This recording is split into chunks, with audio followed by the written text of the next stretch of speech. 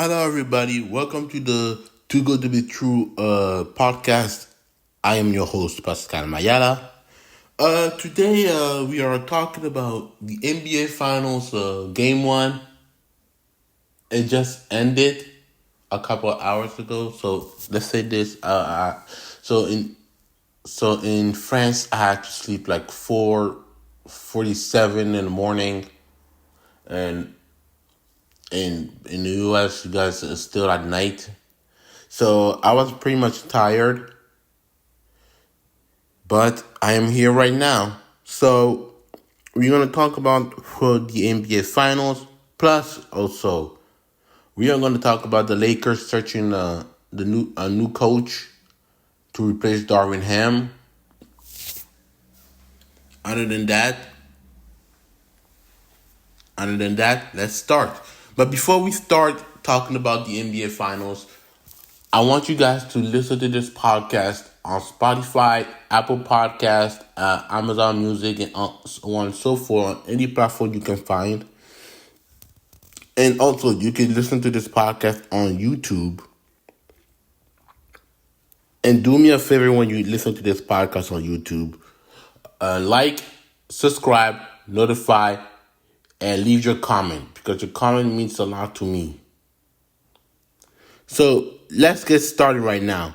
So, a great win for the Boston Celtics, 107-89. Dominant team, a most dominant game one from the Celtics over the Mavericks.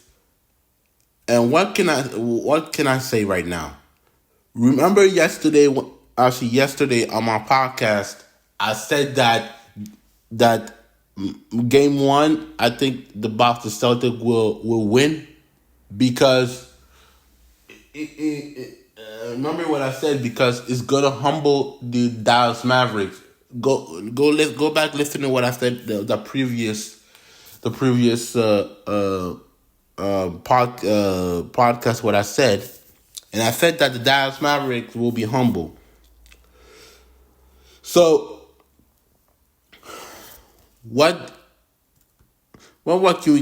can we say on this game?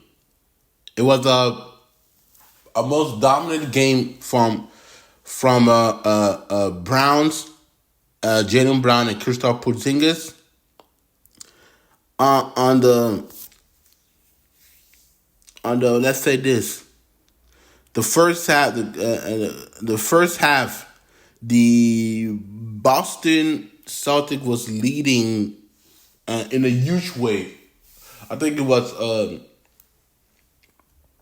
44 in the 20s, something like that. And coming in this game, you knew the fan will boo Kyrie. And and they did. It wasn't enormous boos, like loud boos, but it was there. It was there. And I forgot to say that yesterday on my podcast that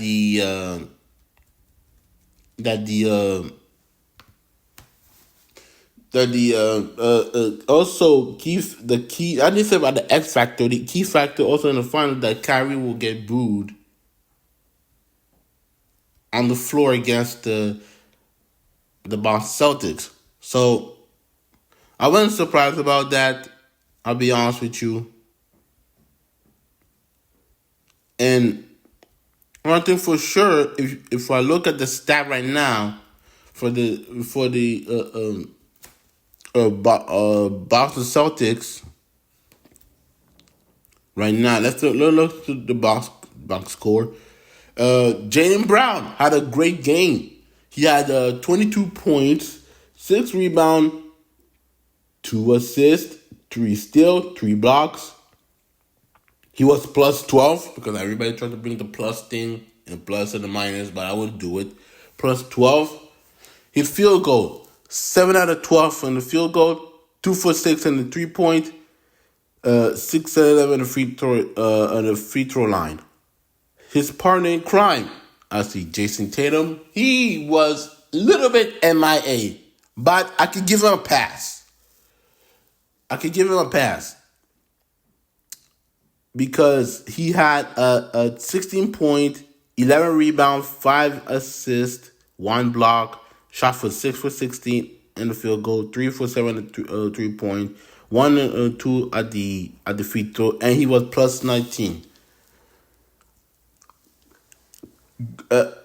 Kristaps Porzingis, he came out from the bench. He came off to the bench. He had a great game on his return in game 1. He had 20 points, 6 rebounds, 3 blocks. He was plus 13 in field goal. He had 8 for 13 in field goal, 2 for 4 in the 3-point, 2 out of 2 at the free throw line.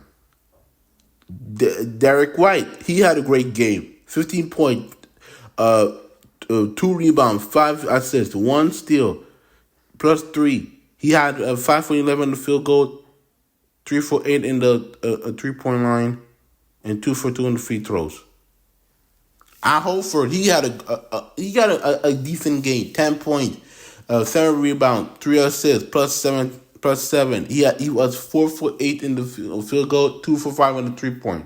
Drew Holiday, same thing. 12 points, 8 rebounds, 5 assists, 1 steal, plus 20. He had 4 out of 9 in the field goal, 2 and 5 in the 3-point line. So, what can I say for the Boston Celtics? The first half, they were dominant. They dominated the first half. And they dominated in the first half. They were like what? And I looked at it. The halftime. I'm gonna tell you right now. In the halftime, the bench, because I think the bench played a phenomenal role. It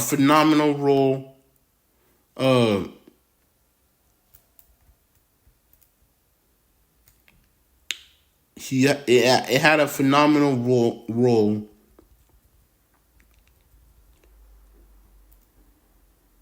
What they did, they were like what 24 and 4 in the bench.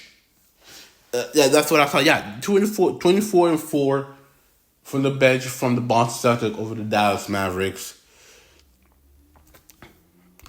and it was a dominant in the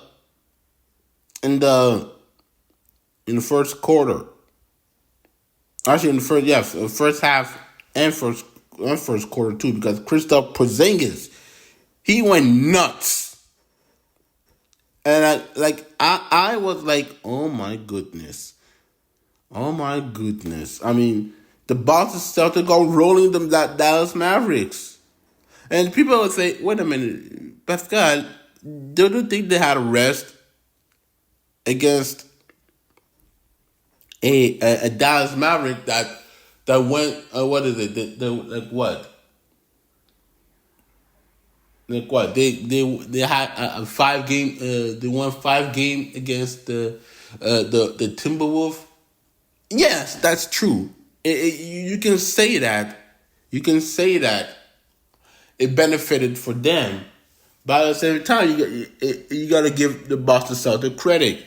This is what we wanted from the Boston Celtics, to dominate. And then in the third quarter, I don't know what happened for the Boston Celtics. The Dallas Mavericks adjusted. They play a little bit a 2-3 and a 3-2 zone. And that's where this little bit, they almost caught the Boston Celtics. They slowed them down. They were not up 8 against the Boston Celtics, but they were close to taking the lead. Yeah, I don't know what happened after Then Jaylen Brown switch defensive play after defensive play, block. He shot a lot of threes. I mean, that was like what? Jaylen Brown at its best. If you ask me, Jason Tatum was MIA. Okay, people. Jason Tatum was MIA. But I could give him a little bit of pass because the team was showing up. So I will give the Boston Celtics credit. Now for the Mavericks, I know that was Luka game 1. I saw something. Luka did something. He did something for the first time. It never been done for a long time. What is it? 20 plus years. He's like the first. He's like the first player to have a triple double since Tim Duncan in 1999. The first Tim Duncan finals, he had like what, a triple double, which I say Luka Doncic, he's amazing. Luka Doncic, he is unique. Okay, he is amazing. So let's look at the stat from the Dallas Maverick players. Like I said, Luka had a triple double. He had 30 points, 10 rebound. Actually, no, sorry, did I say triple double? My bad. I apologize. A double double. My bad. He had a double double. 30 points, 10 rebound, 1 assist, 2 steals. He was minus 10. And he shot for 12 for 26 in the field goal, 4 for 12 in 3-point, 2 of 5 from the free throw. Kyrie Irving, he had a quiet game 1, 12 points, 3 rebounds, 2 assists, 2 steals. He was minus 19. He was 6 out of 19 in the field goal, 0 and 5 from the 0 and 5 on the 3-point. You know, he wasn't aggressive. Let's call it what it is. And remember when I said the X factor of the NBA Finals should be PJ Washington? Well, he did show up a little bit, but I need more consistent from him. So he had 14 points. 14.8 rebound, 1 assist. He was minus 15. He was 5 for 11 in the field goal, 0 and 3 for the 3-point, 4 and 6 in the free throw line. And on the bench, Hardy from the Dallas Maverick, he came out of the bench in the fourth quarter. He had like 13 points, 3 rebound, 1 steal. 1 assist. He was minus 3. He was 4 and 8 in the field goal, 1 and 3 in the 3-point, 4 and 4 in the free throw line. So, what can I say about the Dallas Mavericks? Yes, like I said, they were humble. And they were not prepared also. So before we listen to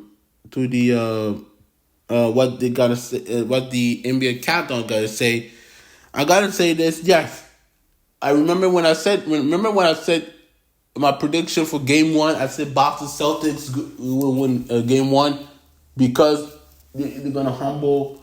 The Dallas Mavericks will be humble. Yes, and that was the case. They were humble, and also they were not prepared. You know, So the bench need to to to show up. Yeah, I know Lively to the center of the Dallas Mavericks. He had like 5 fouls. I get that,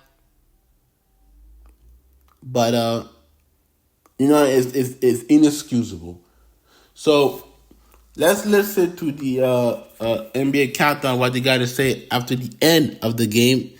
Then after that, we're gonna listen a little bit Luka Doncic, what he's got to say at the press conference.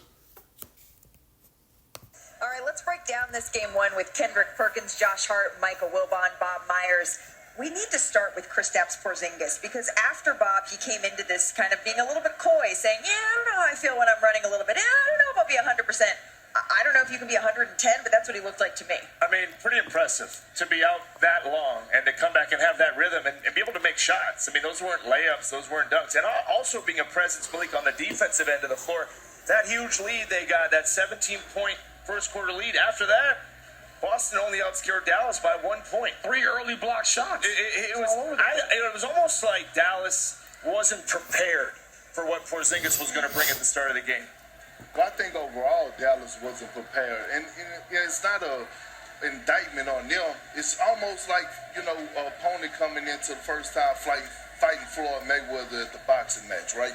Usually Floyd got him because the attention that they get. In game one of the NBA Finals, if you have never experienced that, you have to do a great job of settling in and making sure you control your emotions. And I thought today, when you look at the guys who have experience in the finals, Jaylen Brown, Al Horford, Jason Tatum, Drew Holiday, right? They led the charge, right? Especially Jaylen Brown, picking up Luka 4 feet of 94 feet, and also just setting the tone overall. All 10 shots, meeting guys at the rim. They just played with a different sense of urgency than the Dallas Mavericks. But I will say this, look, Dallas got smoked in game one against the Clippers, but they came back and made it close, a 12-point game. And they also got smoked against the Oklahoma City Thunder. And guess what ended up happening? They won game two. So they will bounce back. They'll settle in, and it'll be a different game in game two. Man, this is not something that you see often from a Dallas Mavericks team. 9 assists and 11 turnovers. That's something that you don't really see. Derrick Jones Jr., he's going to be one of those X factors. He's going to have to pick it up. You see when Luka has the ball, Kyrie has the ball. They're not worried about Derrick Jones Jr. They're not worried about Lively, Gaffer, even the young fella, Jalen Hardy. They have to be aggressive. They have to be confident. And they got to make plays. When you're looking, though, at the Dallas Mavericks, since really the trade deadline, we've grown accustomed to Kyrie Irving and Luka Doncic being able to offensively bail them out of almost anything. And the second thing we've grown used to is their defensive prowess. They have been an excellent defensive team over the last couple of months, and it sort of felt like both of those things crumbled in this game one. But when you're put on your heels, when you have an APB out for them, when you're put on your heels, you're usually the team that feels a little bit more urgency coming into game two. Well, but Malika, they better feel the urgency coming into game two. But I believe Perk's point is perfect about they weren't as ready for this. The Celtics know they know what this feels like. They couldn't afford to get off to some sort of slow start at home. Yeah. But the other part of that, you mentioned Kyrie and Luka. Kyrie missed shots that he's not going to miss in game two. He's just not. Yeah. So if there's one player that I expect to come out in game two and sort of not be on his heels and really exert himself from the opening tip, it will be Kyrie Irving, given the way he played in game one. And he's going to have to. Or else it's going to be a short series. Yeah. Because it's 6 players in double figures for the Celtics. And Doncic had no help. He had no help. Kyrie's got to be that guy. Got to be that leader. Yeah, Boston was the best team all year in the regular season. We have sort of nitpicked at the things you could find wrong with them. They came out and proved in game one why they have been the wire-to-wire favorites. Now, onward to game two. So you heard what they say. They said after the game, the same thing what happened in game one against the Clippers. They lost a large lead, then bounced back in game two. Same thing with game one Oklahoma City. They did the same thing in game two. But I will say this: game two is going to be much important for the Dallas Mavericks.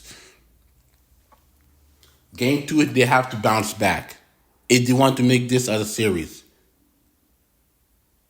and the bench had to show up. You know, Gafford need to show up. Derrick Jones Jr. had to show up. With PJ Washington, even though he got 14 points, he had to show up. You know, every player on the bench, Kyrie had to show up. You know, that guard player Hardy, he need to have some minutes to play against the Celtics, because I know the Celtics what they're gonna do. Jay still gonna show up in game 2. You know. But the rest of the team of the Celtics, they're gonna show up. You know, they have that momentum right now. And I forgot to say this before I continue. Before I continue, I forgot to say this. In the third quarter, you know, when I said that the Dallas Mavericks did a 3-2 zone or 2-3 zone. The Boston Celtics, but the Boston Celtics was shooting threes, and that's what I'm concerned about the Celtics, that they're shooting too much three, and some of them were unnecessary three. And in game 2, Joe Mazzulla need to adjust for game 2. I know it's a great dominant victory from the Boston Celtics, but at the same time, they need to adjust ball movement, you know, to see the player to be open to shooting three. Because if they don't do that, you know, the Dallas Mavericks, they're not afraid to beat you. They're gonna beat you anyway, in any circumstance. So the Boston Celtics have to play smart, and their defense are legit. I don't need to tell anything about that. So we're gonna listen to Luka. Then we're gonna look at the team stat.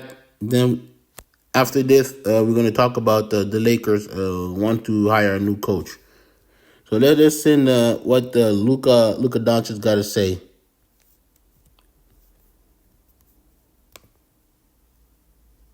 Problems does the Celtics 5-out offense present for you guys on defense? Their spacing is great. They have a lot of shooters, so I think we got to do a better job taking those three away. Luka, for you guys as a team defensively, what needs to change? You guys have been so good throughout these playoffs. What was different tonight? What did they do to get you guys off your front foot? Just like I said right now, we got to take those threes away, and that was what hurts us the most. So you heard what Lucas said. They need to take away the 3 points from the Boston Celtics, and you know, he's not wrong. He's not wrong, because one thing about the Boston Celtics, they know how to shoot the lights out of you in the 3 point. So to me, we were talking about this on Saturday evening, more detail for the game 2 against the game 2 for the Boston Celtics and the Dallas Mavericks, what they need to adjust. But like Lucas said, they need to take away the 3 points from the Boston Celtics. So let's listen. Let's read the team stat right now. So the field goal, Boston taking over the field goal over the Dallas Mavericks, 47% to 41%. 3-point line, they were over, like what, they have 38% from the Celtics over the Dallas Mavericks, 26%. Free throws, I don't need to. They're pretty much a little bit even, 68% in the field goal over the Dallas Mavericks, 63. Rebound, they're pretty much a little bit even, 47 rebound for the Boston Celtics and 43 for the Mavericks. I mean the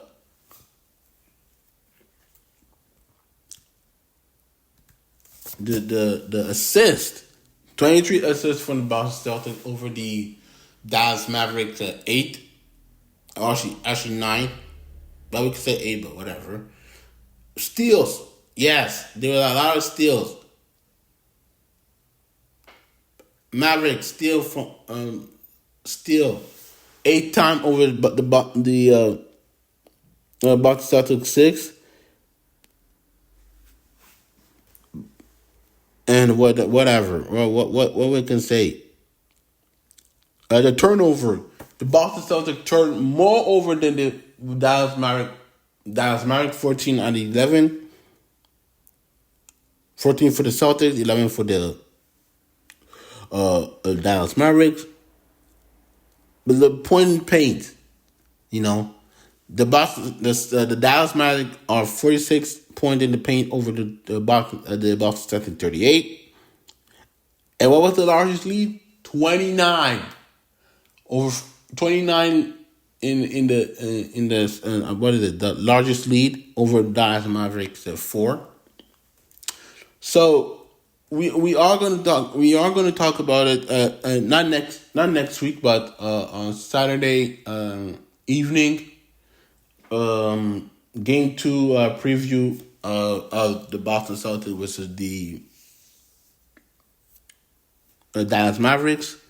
So don't forget that Sunday in the United States and Canada, in North America, let's say, they're gonna play at 8 at night. So that means in France, in Europe, they're gonna play 2 in the morning in France, where I am, and probably what in other countries I don't know, but I can tell you the hours in France. So congratulations to the Boston Celtics win, and Sunday game 2. Don't forget to watch it. Now, switching gear right now, we are going to talk about the Lakers. Yes, the Lakers again. Well, I didn't talk about the Lakers. I didn't talk about the Lakers. So, there was a report, NBA, there was a rumor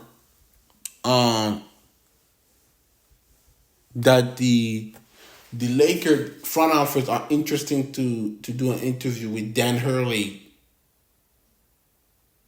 to meet up with Rob Pelinka, Jeannie Bust about the head coach job. So I want you guys to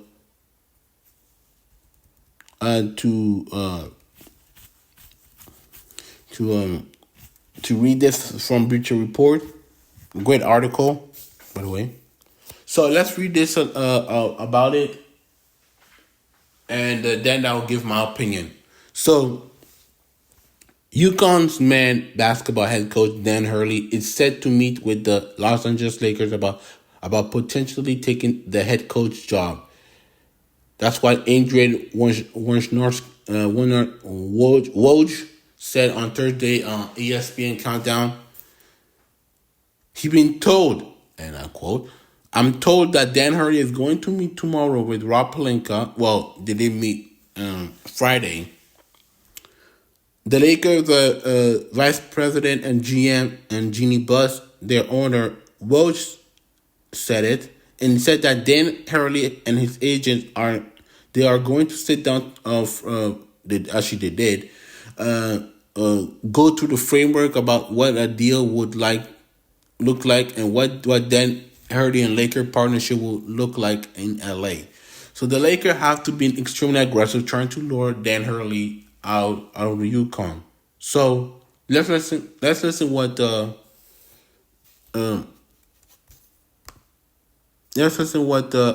Woj has got to say about this on the NBA countdown with Malika Andrew. Hurley of UConn is at the top Hurley's list. So how quickly can we expect this process to move with Hurley? Malika, Dan Hurley, I'm told, is on his way to meet with the Lakers tomorrow. He'll sit down with Rob Pelinka, their vice president. Actually, I want to say this before we continue. Did I say the meetup? Yeah, it's Thursday. My bad. My apologize, people. I wanted to say today. So, my apology, people. So let's continue. GM and owner Jeannie Buss, and they'll start to dig into what a Hurley Laker partnership would look like. Hurley knows Rob Pelinka. They have spent time together in the past, talked basketball, but this will be his first time meeting with Jeannie Buss. And certainly the Lakers would love to get a deal with Dan Hurley wrapped up this weekend. I expect these talks will move quickly. There's a lot of traction here between Hurley and the Lakers, but they certainly have more talking to do about whether there's a fit here. Dan Hurley, back in Connecticut, has the chance, obviously, to win a third straight NCAA championship. So you heard that what Woj said.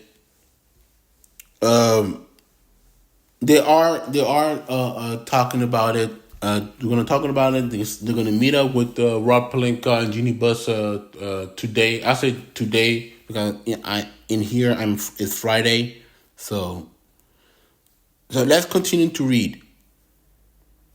Woj continued to say, this is a negotiation that had traction. This is a situation for Dan Hurley where the opportunity to sign a long and very lucrative contract is available to him, and he is very serious about this conversation he's having with the Laker. I do think there's a process that one way or another will wrap up fairly quick. Todd Hurley has reportedly not made the decision yet. According to Woj, he reported that there is a momentum at this discussion. The coach informed UConn official of his interest in the Lakers job on Wednesday, telling his player about the situation on Thursday. That's what Woj said. Hurley has coached UConn since 2018. He led the Husky back-to-back championship in 2023-2024. The Lakers are searching for a replacement for Darvin Ham, who the organization fired after two seasons in May. Woj reported earlier Thursday that the Lakers were preparing a long-term contract offer from Hurley. Although Woj wrote that the Lakers have interviewed other candidate assistant coach James Borrego, Sam Castle, and David Edelman, as well as former player J.J. Redick, the ESPN report said that Hurley has been the focus of the Lakers' search. The Lakers fired the entirety of the organization coaching staff after the team's first-round loss to the Denver Nuggets, according to Dave McMenamin reported. That will give Hurley a fresh start as the Lakers look to build a championship contender around Anthony Davis, despite the uncertainty over whether LeBron James will return next season. Hurley signed a 6-year, $32 million contract with UConn after the team 2023 championship season. He will owe the school a buyout for $75 million if he walk away this summer, according to Sportico Eben Novi-Williams. That price could be worth it for the Lakers if they believe that they have found a new long-term leader in Hurley. The franchise hasn't kept a head coach in place for more than 3 seasons since Phil Jackson's final campaign ended in 2011. The team could also be hoping that hiring Hurley would help convince James to stay in LA. The star must decide by June 29 whether to take the $51.4 million player option for 2024-2025, according to Sport Track. So you heard what you said, and you heard what I read. What I was like the same thing what Malik Kim said on First Take. WTF? What the fuck? How come we didn't know that? How come it wasn't even reported before? Before the interview with JJ Redick. That I do not know. But you heard what Bleacher Report said about Dan Hurley. If he has to opt out, and I think he can because he did sign a contract. He did sign a contract for a 6-year, like $32 million with UConn. And if he decides to leave UConn, that means he has to do a buyout. That means he has to put $1.8 million on the table if he has to walk out. So, to me, that would be interesting. Now, do I think it's a perfect fit for the Los Angeles Lakers? Yes. Remember, he turned to most of his career bad college team to a good college team. You know, and you saw what he did with UConn. They were bad. Then they brought him back to life. They won the NCAA championship back-to-back 2023, 2024. I think he's a perfect fit. Now, what does it do for the LeBron James? You know, LeBron James has to decide in June 29 if he wants to stay or he wants to continue with the Lakers. And also the draft also can play a huge factor. Because if LeBron James get drafted by the Lakers in the second round, LeBron James could stay with the Lakers and wants to play with his son. Remember, LeBron James, if I'm correctly, if he decides to stay, he has to take a player option in 2024-2025. He has to take the $51 million to opt out with the Lakers.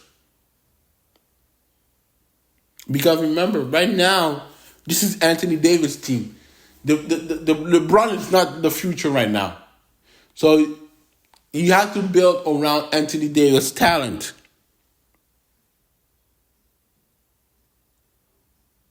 Which I can see. This is Anthony Davis' team now. LeBron is in his face at his tail end of his career.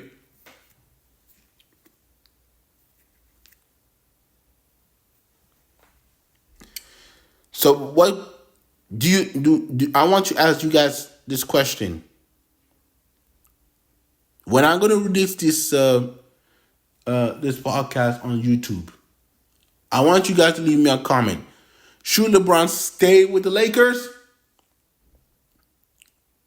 Or LeBron opt out and wish everything the draft Bronny, he goes with his son as a package. So I want you guys to think about it and leave the comment. Should LeBron stay with the Lakers or go play with another team? That's the only thing I got to say about that. So thank you very much for listening to this podcast. If you want to, like I said, if you want to listen to this podcast, you can listen to this on Spotify, Apple Podcast, Amazon Music, and any platform you can find it. If you want to listen to this on YouTube, I got a YouTube channel, YouTube Too Good to Be True podcast with Pascal Mayala. I want you guys to do me a favor. Like, subscribe, notify, leave your comment. And I leave some things in the community so you guys can like it or respond. Because your comment means a lot to me. And if you want to follow me on social media, on Instagram, my Instagram is Pascal_Mayala_15. Same thing with Threads. Pascal_Mayala_15. On Facebook, Pascal Mayala. On X, formerly Twitter, it's at Belly versus PMM. And for now, I'm going to say this. See you Saturday and Sunday. Don't forget Sunday. Game 2 at 8 p.m. in North America and 2 a.m. in the morning in Europe. So, see you on Saturday for Game 2 preview.